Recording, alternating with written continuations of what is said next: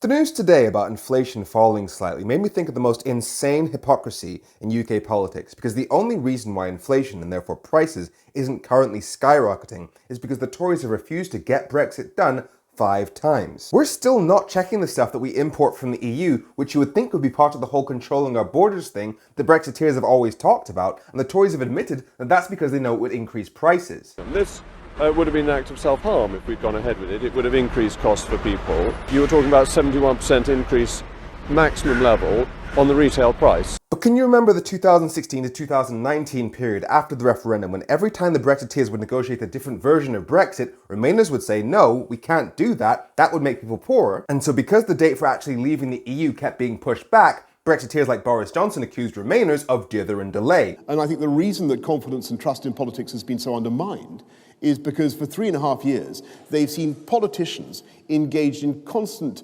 prevarication, procrastination, dither and delay, when the people of this country voted to get Brexit done. Even though the Brexiteers themselves couldn't agree as to which Brexit they wanted. So hear me on this, before Brexit, Remainers said, you can't do this version of Brexit, it will make people poorer. And the Brexiteers said, you guys are just trying to dither and delay and you're defying the will of the British people. And after Brexit, the Brexiteers have been saying, we can't do this version of Brexit, it will make people poorer. And Remainers are saying, stop all this dither and delay, you're defying the will of the British people who don't want Brexit anymore. They say history doesn't repeat itself, but it does echo.